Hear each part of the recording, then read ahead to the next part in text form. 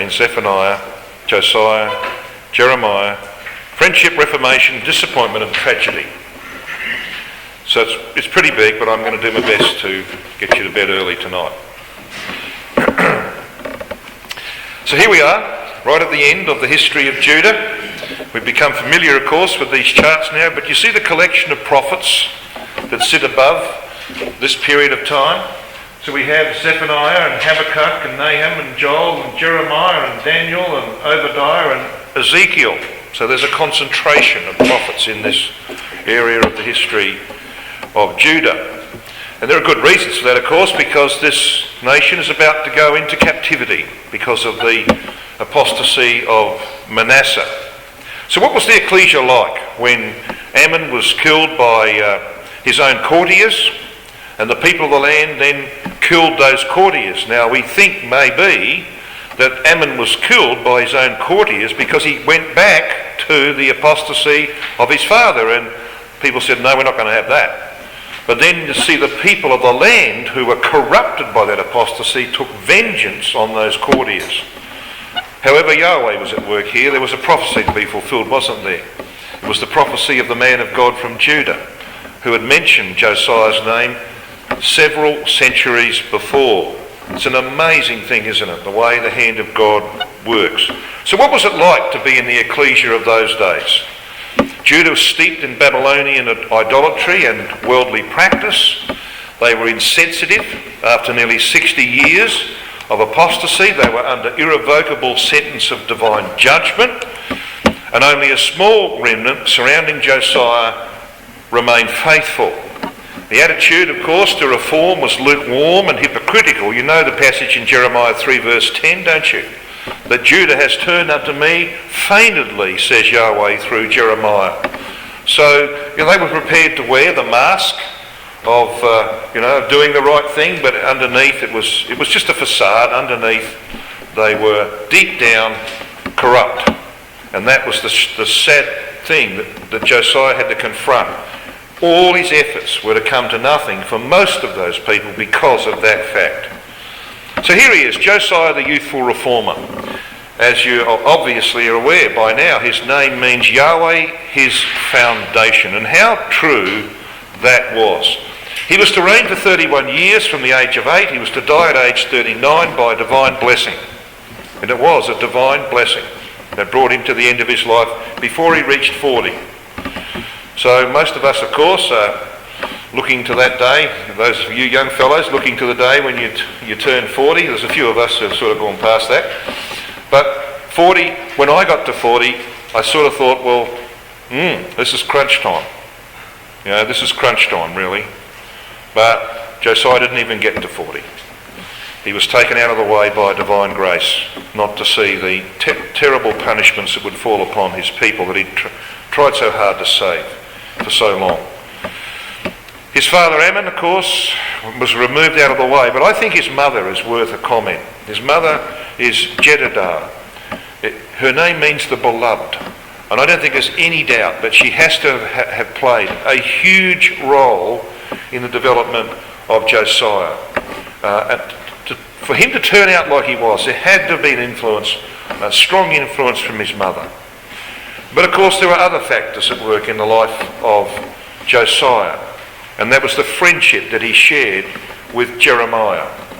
He was a very close friend and ally of Josiah. So I want you to have a look at Lamentations chapter 4 and verse 20, the Lamentations of Jeremiah, where I don't think there's any doubt Jeremiah makes reference to Josiah. Now if you look up the commentaries, the idiotic comments that are made here are almost unbelievable. The commentators will tell you that when you read in Lamentations 4 verse 20 about the breath of our nostrils, the anointed of Yahweh, that it's actually about Zedekiah. Oh, come on, give me a break. That's ridiculous. It can't be about anyone like Zedekiah or his predecessors, Jehoiakim or Jehoiachin. It's just not possible. Look at what it says in verse 20 of Lamentations 4. The breath of our nostrils, the anointed of Yahweh, was taken in their pits, of whom we said, under his shadow we shall live among the nations. Would they have said that? Could you have said that of Jehoiakim? No. Zedekiah? No. This is clearly a reference by Jeremiah to Josiah. When he came to the throne and grew up to be a man and instituted his first reformation, that's when people took a deep breath and said, at last, the breath of our nostrils. At last, there's a turn back to things that are right. And of course, it didn't work out. He was taken away early in the piece. But I don't think there's any doubt that they had great hopes that things might change under Josiah. Not even he was able to turn that people back to the way. 2 Chronicles 35 and verse 25 tells you what happened when Josiah died. 2 Chronicles chapter 35.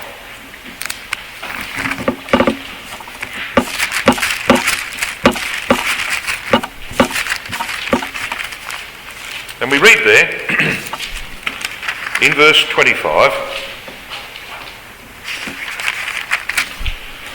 and Jeremiah lamented for Josiah.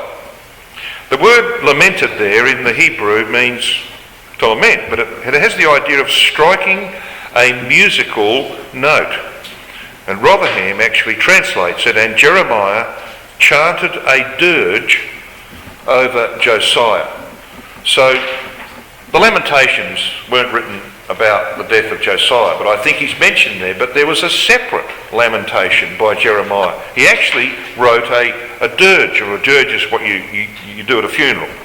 And so he would have celebrated the life of Josiah and lamented his death.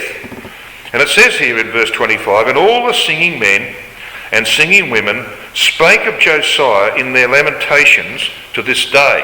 So it went on. It just didn't happen for a day. It went on. They lamented him for a long period of time. And they made them, in fact, an ordinance in Israel. And behold, they are written in the Lamentations. Not necessarily the Lamentations of Jeremiah, but in the Lamentations that were written concerning Josiah. So it wasn't something that they just sort of said, oh, well, he's gone. There's just another one gone. They lamented the passing of this man. And of course, we know why. We can understand why. Because Josiah is an extraordinary case in Scriptures. An extraordinary case. He became king at a time of great falling away. There were 57 years of apostasy that preceded him, with a short break at the end of the life of Manasseh. There was divine judgment looming. The end was near. Babylonian religion had been wholly integrated into Judah. We know that from such passages as 2 Chronicles 33 verses 5 to 9. Most proponents of the truth had been silenced. They had been slaughtered by Manasseh, and no scrolls of the law were available. They'd been destroyed by Manasseh. So for him to turn out like he was, we pointed out earlier, didn't we, in one of our early studies in this School of the Prophets, that he's the only king of Judah, of whom it is said that he turned not to the right hand or to the left, and he didn't have a book of the law to write out. So it's extraordinary when you look at this man. He became king at 8, and the record of 2 Kings 22 tells us about that. 2 Kings 22 verses 1 and 2. And of course, providence was at work to fulfill 1 Kings 13 verse 2. So when you come to the record of 2 Kings chapter 22, in verse 1 we read, Josiah was 8 years old when he began to reign, and he reigned 31 years in Jerusalem. His mother's name was Jedidah, the daughter of Adiah of Boscath.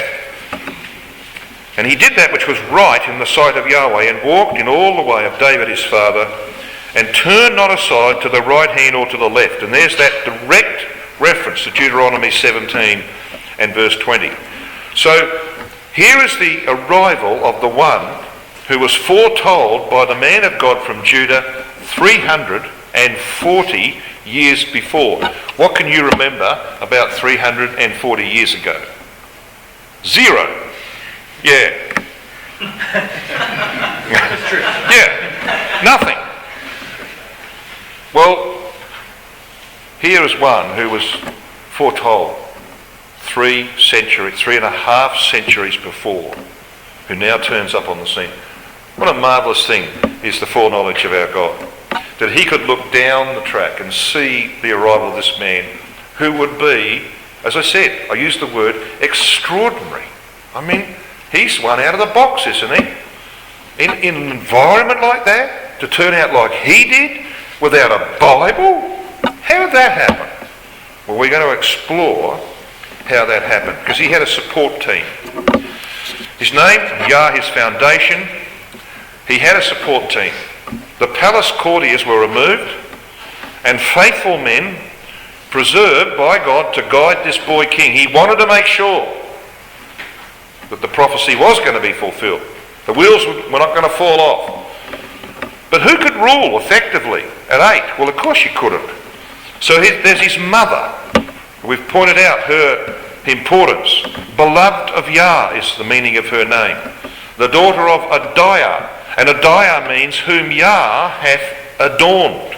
And of course, this idea is picked up in the 1st of Peter chapter 3, verses 1 to 5, where Peter talks about the faithful women of old, who were not adorned like Jezebel, but they were adorned with a spirit of meekness. And that spirit of meekness, which was seen in Sarah, for example, and the way that she handled the difficulties with Abraham, that's the kind of adornment that Yahweh's looking for. You see, this woman, this mother of Josiah, effectively had an unbelieving husband, didn't she? An unbelieving husband, Ammon. So there were faithful elders, the support team that God used to make sure that Josiah had the right type of guidance and education. Men like Shaphan, the man whose name means a coney, and the coney is referred to in Proverbs chapter 30. Anyone remember the context of that? There are 4 things. Yeah, 4 things that are very, very small in the scheme of things. The coney, this is like a rabbit-like creature. It's about the size of a rabbit, and it lives in the rocks and the holes in the rocks. And it buzzes out and looks around for its predators. It nibbles on some... It knows its vulnerability. All right? And it goes to the rocks for its security. Wisdom. This is the wisdom that God put in it. So here's a man who got through the murderous campaign of Manasseh. He somehow got through it. He was an older man, because you know, Shaphan had a number of very faithful children. He had some riders, 1 or 2 riders as well, but he had very faithful sons, this man. So he'd been around for a while. Gedaliah was a grandson of Shaphan. See, so this man had somehow negotiated that tortuous path where Manasseh was going around bumping off people that opposed him. That God had preserved him like a coney. Father of a very faithful family, and he was obviously Josiah's mentor. There was the high priest Hilkiah, whose name means the portion of Yah, who I don't think there's any question was the father of Jeremiah the prophet. And there were companions and supporters. There was Zephaniah, whom Yahweh hid. There was Jeremiah, of whom we've mentioned, whose name means whom Yah hath appointed. There was an advisor. As soon as he found the book of the law and read it and realised the consequences, the implications of that, he sent to Huldah the prophetess. Clearly, he had a relationship with her. And she was the wife of the man who looked after the wardrobe in the temple. This was the remnant of the school of the prophets. Right at the end of Judah's history, there was this woman, Huldah. So the keys to this and the lessons we need to learn from this is that at the end of the days, when the going gets tough, when the wheels begin to fall off in the brotherhood as they were in Judah, then we need to have sound companions, both old and of a similar age to ourselves. Jeremiah and Josiah and Zephaniah were of a similar age, but Shaphan and Hilkiah were older. And what we need to do, brethren, is to make sure we've got a good support network. Now, this is what schools of the prophets and other things that we attend produce, don't they? They produce that kind of network. You build up a confidence in each other. A confidence that you've got brethren alongside of you that are just as interested in the Word of God as you are. That they're just as interested in upholding what is right as you are. And so you build this network of support. And I tell you, it's very, very important. I have some brethren in my life who are my mentors. And I often will go to them and ask them questions. You know, you can get to a point where you think you know everything. The day will come when you realise you don't. And you need to go and talk to brethren who are further down the track than yourself, particularly when the going gets tough. So you need that, and that's what comes out of this. We have to have good companionships. You know what Paul says in 1 Corinthians 15 verse 33? Can someone look that verse up for me? 1 Corinthians 15 verse 33.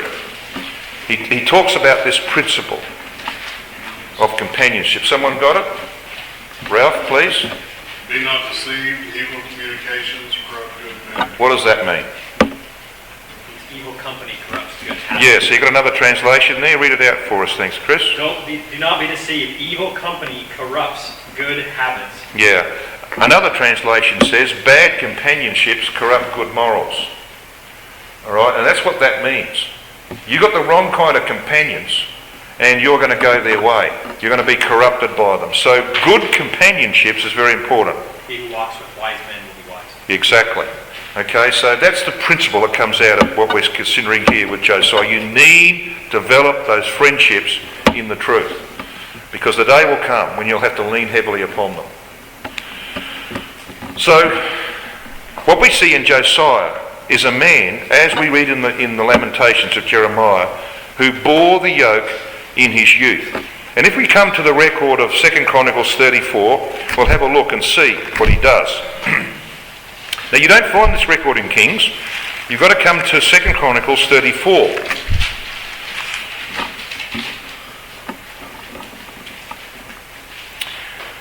We read in Kings that he was 8 years old when he began to reign. Well, that's the message of verse 1. We read that he did that which was right. Verse 2 here says he walked in the ways of David his father. There's no mention of Ammon, of course. He walked in the ways of David his father and declined neither to the right hand nor the left. We read that in Kings.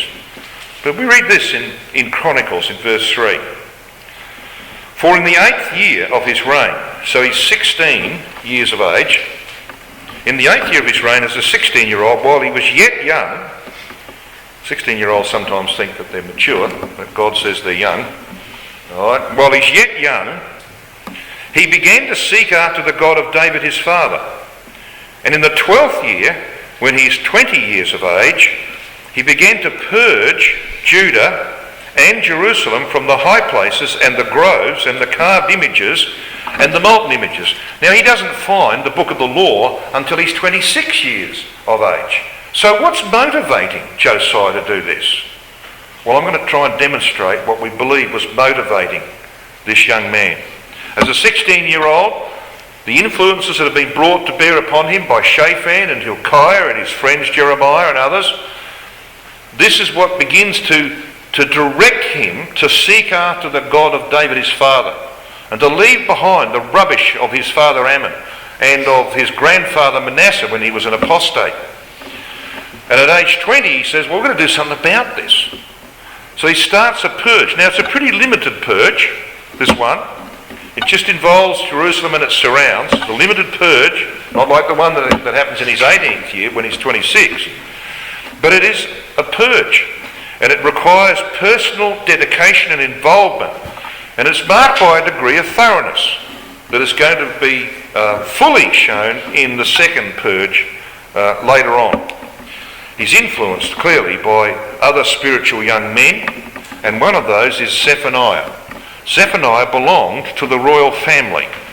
And of course Jeremiah, the son of Hilkiah the high priest, began to prophesy when Josiah was 21, in his 13th year. So clearly those influences were there, bearing down upon him. And then of course comes the 18th year of his reign, when he's 26, when the book of the law is found. This is the defining moment of Josiah's life. He was repairing the temple. And there's always a need, isn't there, for positive building in the house of God. And in that cleaning up of the temple of God, they find this book of the law. So there's a lesson there, isn't there? Clean up the temple of God and find the truth, as it were. Discover the power of the word for yourself. That's, I think, the message that comes through from this year of Josiah's life. In the record of 2 Chronicles 34, verses 26 and 27, which is where he sends the delegation to Huldah the prophetess, this is the answer of God. Now, we're not going to read the whole thing. It begins in verse 23. We're going to come down to verse 26. Because we read this, that Yahweh says through Huldah, "And as for the king of Judah who sent you to inquire of Yahweh, so shall ye say unto him, Thus saith Yahweh God of Israel, concerning the words which thou hast heard, because thine heart was tender, and thou didst humble thyself before thy God, when thou heardest his words against this place, and against the inhabitants thereof, and humblest thyself before me," notice the second mention of that, "and didst rend thy clothes, and weep before me, I have even heard thee also, saith Yahweh." So here is God saying to him, it was his humility in the face of what he read in the word of God that was the key element as far as God was concerned. So one of Josiah's greatest characteristics was that fact. You know, we often quote Isaiah 66 verse 2, "To this man will I look, him that trembles at my word," you know, that is poor of spirit and trembles at my word. Well, that was the characteristic of Josiah. "Because thine heart was tender, and thou didst humble thyself before thy God, when thou heardest his words." That's the key element of his life. He had a companion, and that companion was Jeremiah. Jeremiah lived a life of affliction. His name signifies whom Yah has appointed. His father, the high priest, Hilkiah, "My portion is Yah." He was, of course, of the priests who lived in Anathoth, just a little north of Jerusalem. Anathoth means answers to prayer. It was this priestly town about 3 miles, if we're here in America, 3 miles north of Jerusalem. So Jeremiah was a priest, almost certainly, as I said, the son of the high priest of the day. He began prophesying, as we mentioned, in the 13th year of Josiah. He was about the same age as Josiah. He never married, and he never had any children. I want you to have a look at Jeremiah 16 verse 2.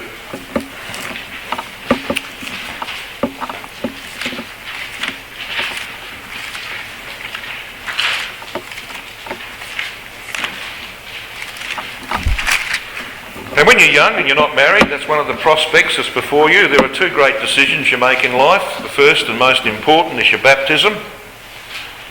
You don't make that one, you're not going anywhere. You make the decision to get baptised, and the next thing you look for down the track is you're going to find a lovely young sister and marry and have a family. Yeah? That's normal, and that's good. And we all look forward to that, don't we? Well, God said to Jeremiah, "You're not doing it. You are not doing it." And he gave him a reason for it. In Jeremiah 16 verse 2. Verse 1 says, "The word of Yahweh came also unto me, saying, Thou shalt not take thee a wife, neither shalt thou have sons or daughters in this place." What's the reason? Why can't he marry and have a family? Verse 3. "For thus saith Yahweh concerning the sons and concerning the daughters that are born in this place, and concerning their mothers that bear them, and concerning their fathers that begat them in this land, they shall die of grievous deaths. They shall not be lamented, neither shall they be buried, but they shall be as dung upon the face of the earth, and they shall be consumed by the sword, by the famine, and their carcasses shall be meat for the fowls of heaven and for the beasts of the earth." And you see, he goes on to talk about the fact that God himself, who had married Israel, was going to have to be bereaved of her. She was going to go off into captivity. You know, Israel had become 2 parts, Israel and Judah, 2 women. All right? He had to give them a bill of divorcement, which wasn't about putting them away so he could marry someone else. Bill of divorcement in that day was simply putting her out of the house until she repented, and there was grounds for her to come back. Okay, that was what happened in the life of Hosea, you'll remember. So this man Jeremiah was never allowed to marry, never allowed to have a family. And he was rarely free from opposition all through his life, derision and persecution. He was a punching bag, was Jeremiah. They were always after him. That was not going to be a very, very happy life. Jeremiah is described by Smith's Bible Dictionary as the reluctant prophet. This is what they say about him. His character is most interesting.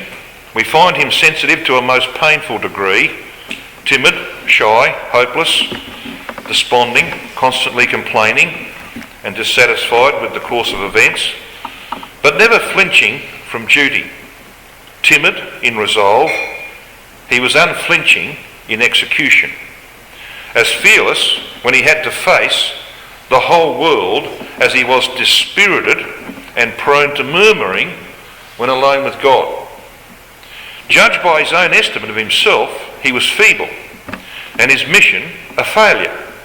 Really, in the hour of action and when duty called him, he was in very truth a defence city and an iron pillar and brazen walls against the whole land, which of course is a quotation from Jeremiah 1 verse 18. He was a noble example of the triumph of the moral over the physical nature. Now, of course, it's a Gentile commentary, but I don't think they've got too much wrong in that. When you read and study the life of Jeremiah, it's very much like that. And this man had to suffer a great deal, which is why, of course, he's a type of our Lord Jesus Christ. He said himself, when Yahweh said to him, you know what? Just come back to Jeremiah chapter 1. Because the same thing happened to Jeremiah that happened to Josiah. We read in Jeremiah 1 verse 6, maybe verse 5 and 6. Verse 4 tells us that God speaks to him saying, before I formed thee in the belly, I knew thee. And before thou camest forth out of the womb, I sanctified thee. And I ordained thee a prophet unto the nations. So he's set apart. He's given a role as a prophet before he's born. Well, that's what Josiah was, wasn't it? Josiah was foretold 340 years before he was born. So they're very, very similar, these two men, and they were very close friends. They had similarly sad lives in many ways.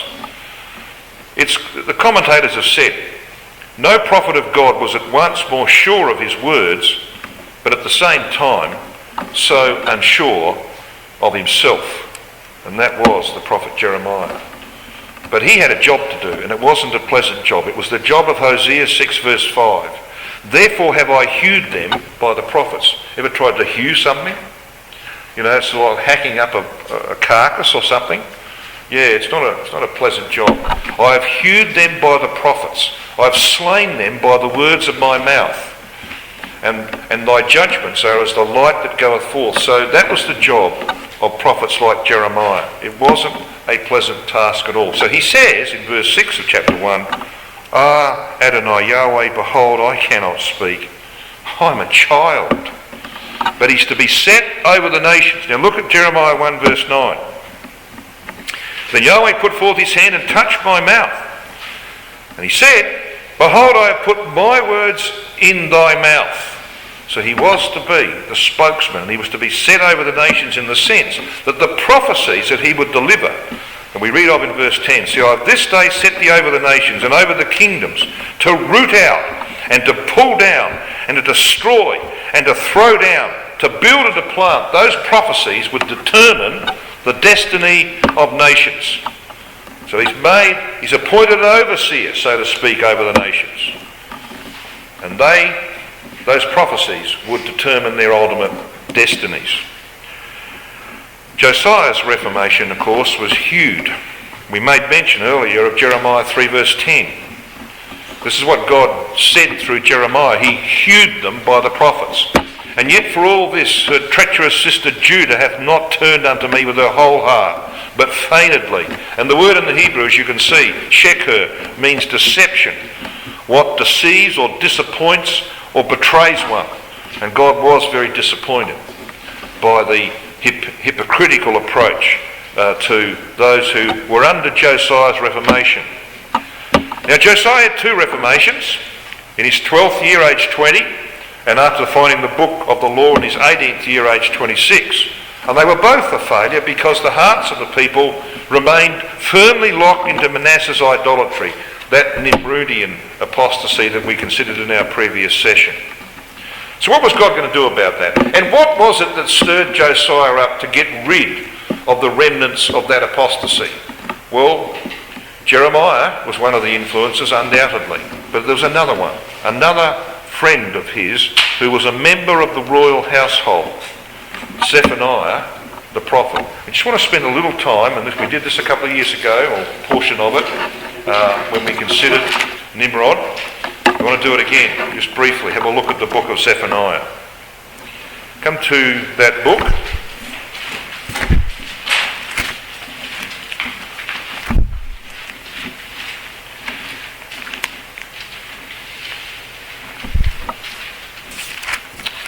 So we come to Zephaniah, and I know that's page 1138 in the Oxford Bible, so I go straight there. I don't know what's in your Bible, but it's 1138. So here we've got the prophecy of Zephaniah. This is one of the most potent prophecies in the whole of the Old Testament. It is one of the most expansive prophecies as well. Zephaniah was a descendant of Hezekiah. You read that in verse 1.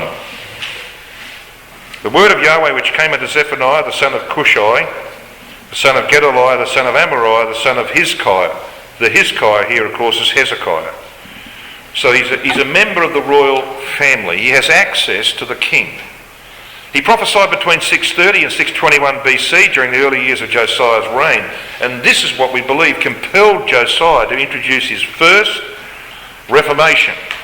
He's contemporary with Jeremiah, who began prophesying in his 13th year, seemingly responsible for those early reforms. His name means whom Yah hath hid, and he's the son of Cushai.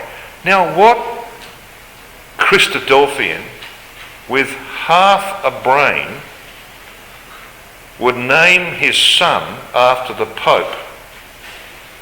Anyone here? And when the current Pope, what's his name? The previous one was Benedict XVI. What's his name? Francis. That's right, Francis. He made himself after Francis of Assisi. But let's just take Benedict.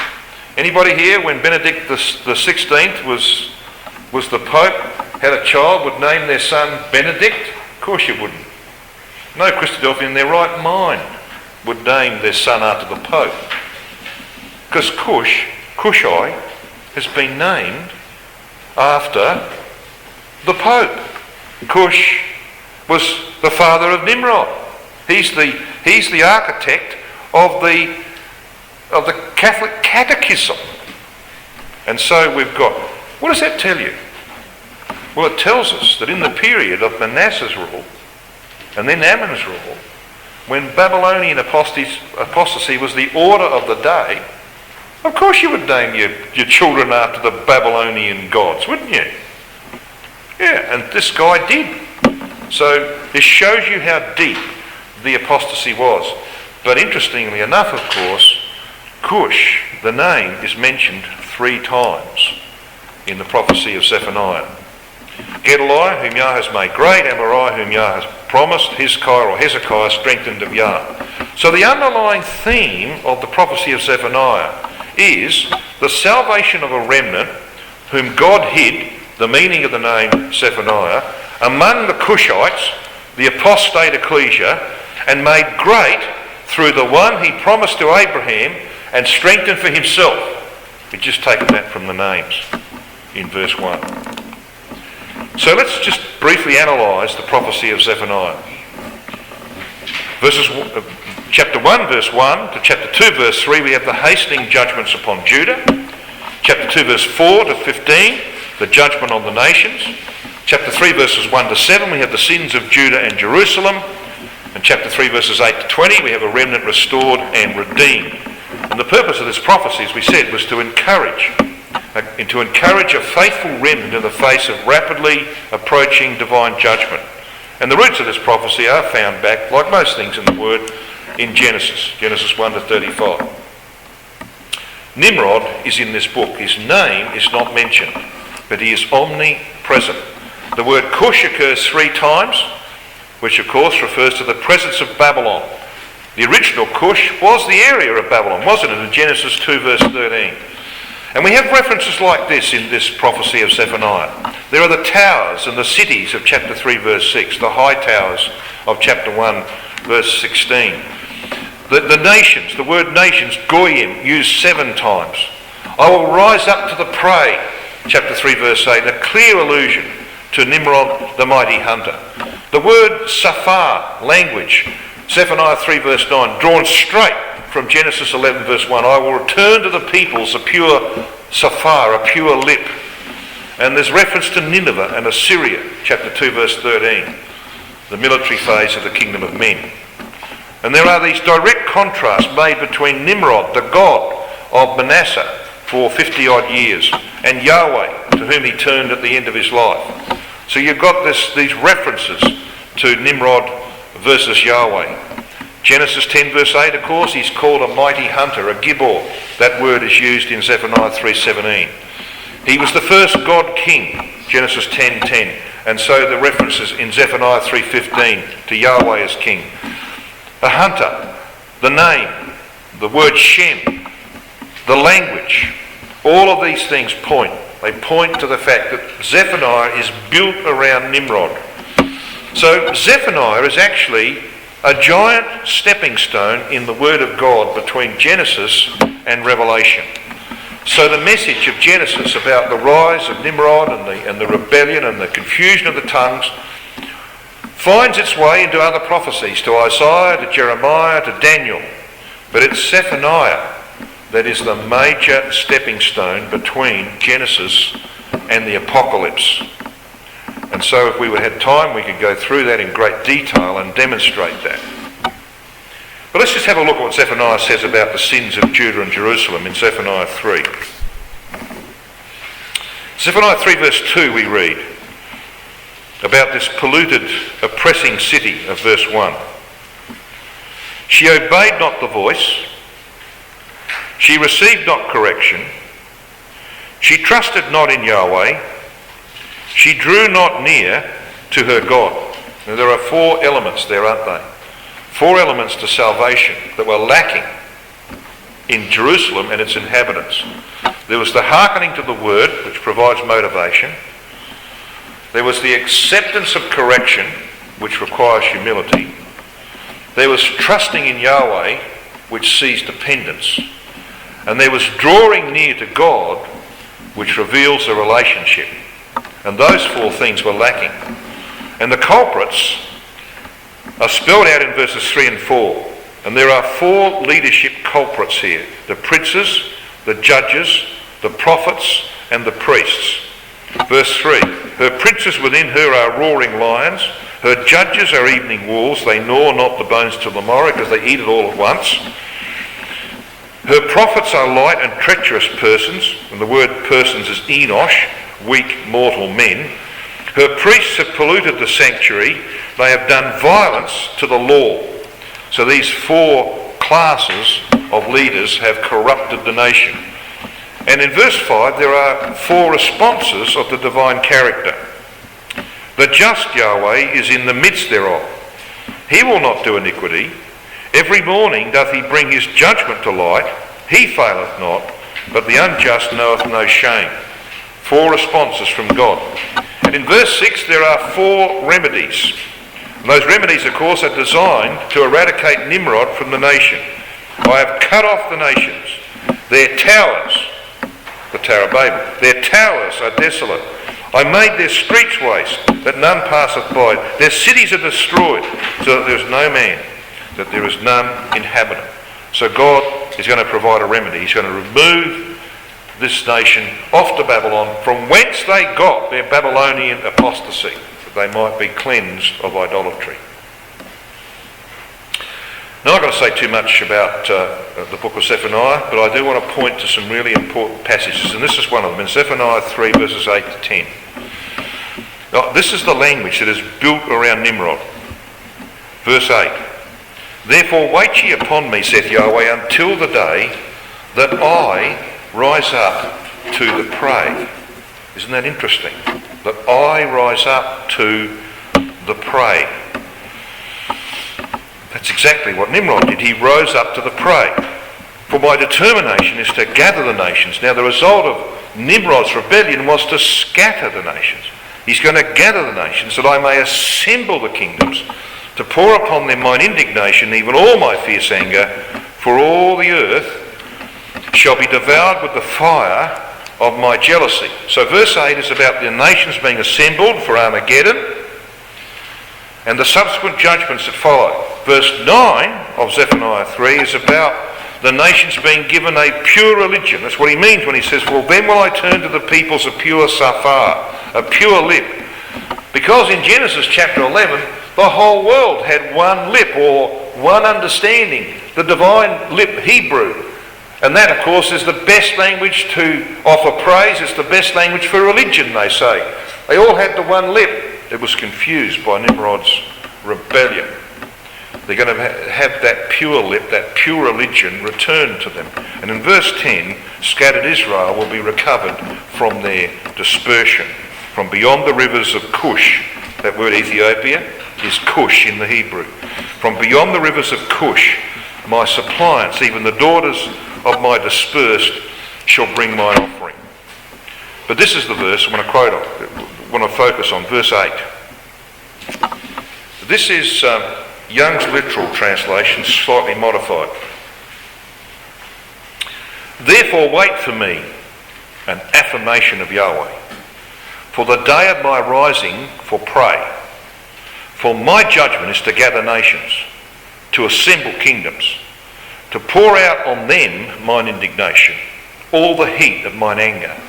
For by the fire of my jealousy consumed is all the earth. And then the following verse says, for then do I turn unto peoples a pure lip, to call all of them by the name of Yahweh, to serve him with one shoulder. One shekem is the Hebrew word.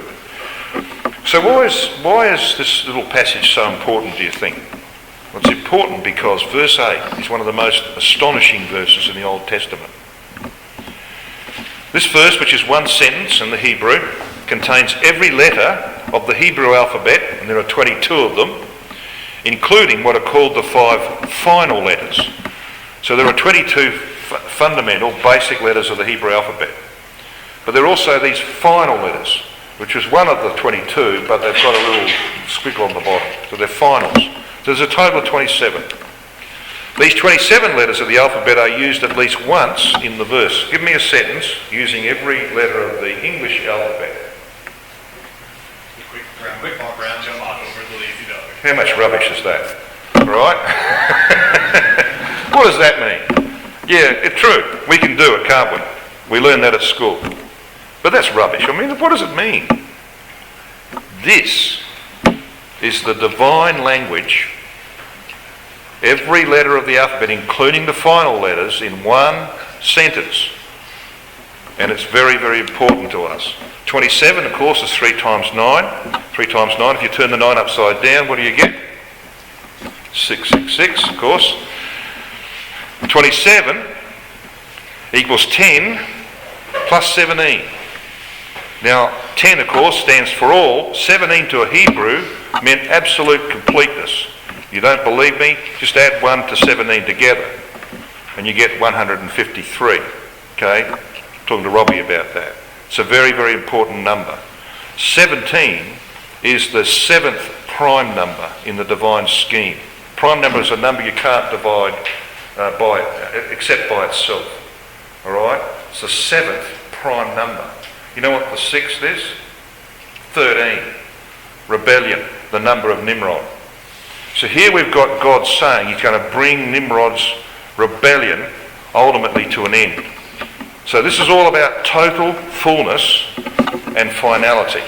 So it's an astounding passage in the scripture which speaks of the time, which is very near, of course, when all that Nimrod stands for, all that was brought into Judah by Manasseh, all of that stuff is going to disappear from the face of the earth. It's going to disappear from God's people because in verse 10 he speaks of the work of Elijah, who goes forth to bring his people from beyond the rivers of Cush and to bring them back into the land in the second Exodus of Israel.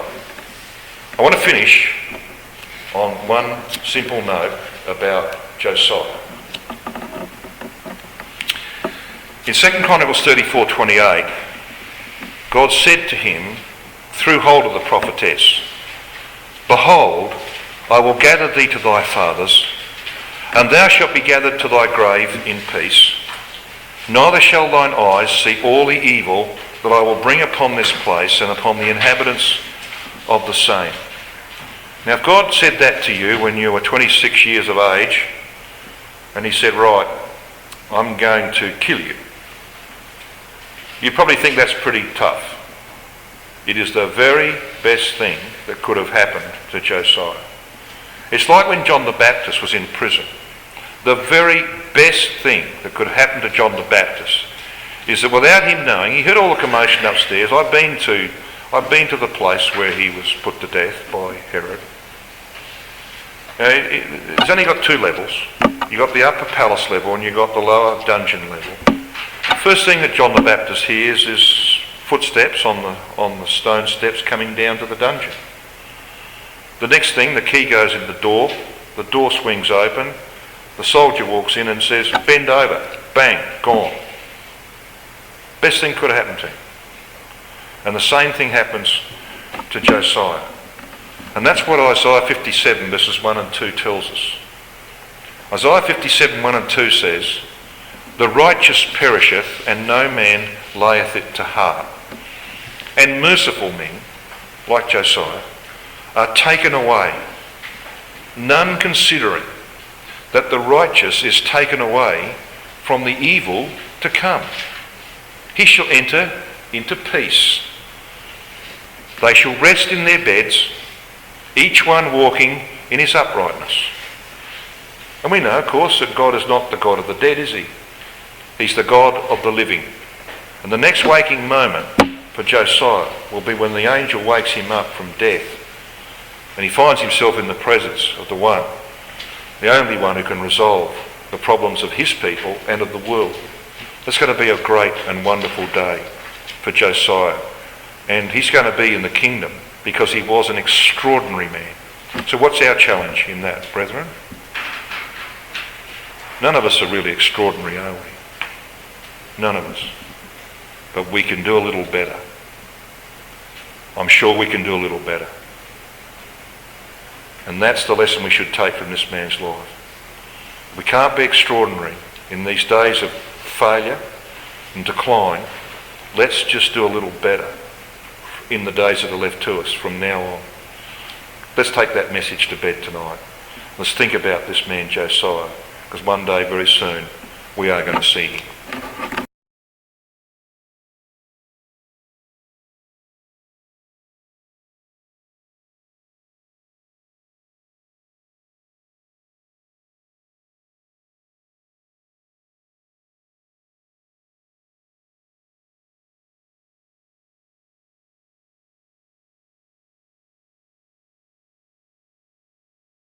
BibleTruthAndProphecy.com is a worldwide collaboration by Christadelphians to help promote the understanding of God's Word to those who are seeking the truth about the human condition and God's plan and purpose with this earth and with mankind upon it. Bible Truth and Prophecy is part of a wider set of online resources provided by Christadelphianvideo.org for establishing just how far removed the true Christian teaching of the first century apostles is from that taught by mainstream Christendom today. BibleTruthAndProphecy.com is very much a standalone website, but benefits from our vast network of sites and resources and social media. Here are just a few of the things that BibleTruthAndProphecy.com offers.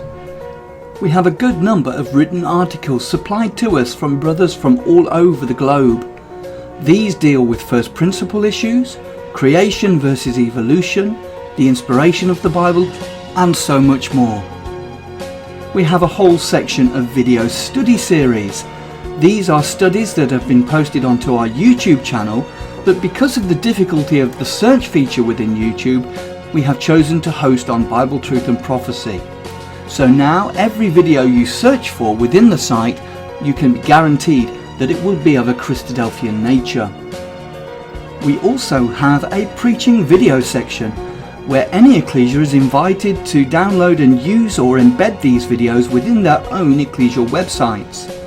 We also have an exhortation service, where we produce 2 or 3 exhortations per week, which we then circulate to brethren and sisters in isolation. We also have an ever-growing list of approved Christadelphian sites. We also have a page of live news feeds, so you can keep up to date with all the breaking news as it happens. We also have a section for the daily readings. Each day at around midnight we publish all 3 of the daily readings, and then later on in the day we publish thought for the days, often based on all 3 portions of the daily readings. Within each daily reading post there is also a link to enable you to have the Bible chapter read to you directly. We also feature Bible in the News videos which we have produced from the Bible in the News website. We also feature Brother Don Pierce's milestone snippets, which come out approximately 3 times a week. We also feature Andy Walton's weekly World Watch, and other commentaries and analysis from other brethren on world news events. You can also subscribe to the blog and be notified of posts as they happen in real time, and also subscribe to the weekly newsletter, which is provided by christadelphianvideo.org. Every page and post on the site has the facility to be able to leave a comment or make an observation, so please take advantage of this and let us know what you think of the site.